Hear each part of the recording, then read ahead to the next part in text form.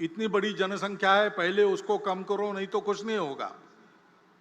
यह वाक्य पूर्ण सत्य नहीं है। चीन हमारा पड़ोसी बूढ़ा हो चुका है, हम जवान रहने वाले 30 साल तक। जनसंख्या की एक समग्र नीति बने, वो सब पर समान रूप से लागू हो। जनसंख्या में प्रमाण का भी संतुलन चाहिए।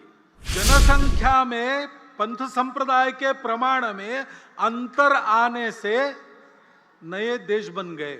समाज बड़ा विशाल है, कुछ लोग उससे भी डरते।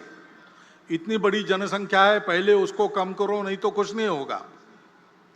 यह वाक्य पूर्ण सत्य नहीं है। ये बात सही है, जनसंख्या जितनी ज्यादा उतना बहुत ज्यादा, लेकिन यही एक बात नहीं है।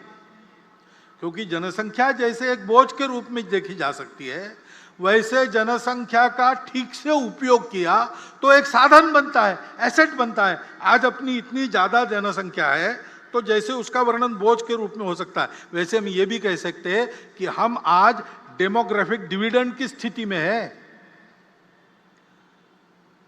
57 करोड़ युवाओं की संख्या किसी दुनिया के देश में नहीं है। चीन हमारा पड़ोसी बूढ़ा हो चुका है, हम जवान रहने वाले 30 साल तक। कि जनसंख्या में प्रमाण का भी संतुलन चाहिए। हम भुगते हैं।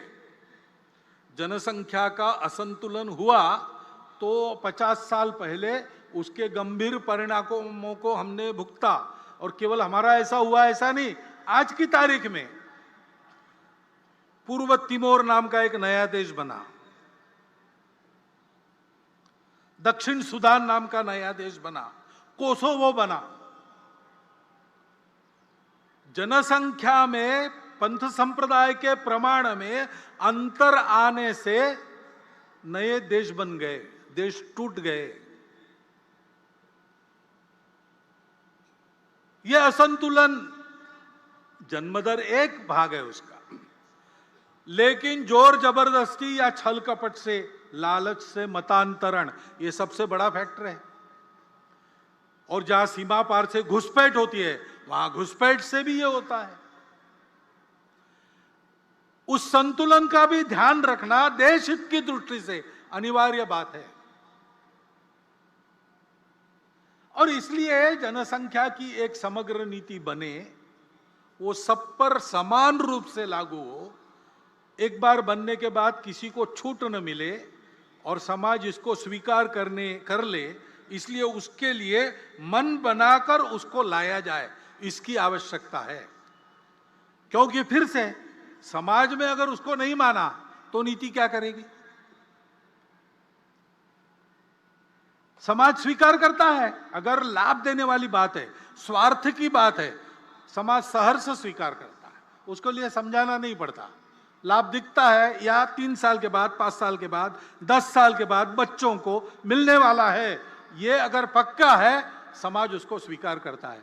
लेकिन जहां देश के लिए छोड़ना पड़ता है, हमको नहीं मिलेगा किसी और को मिलेगा, जलना बंद करके देना पड़ता है, वहां समाज में सहयोग दिखता है कि प्रतिरोध दिखता है?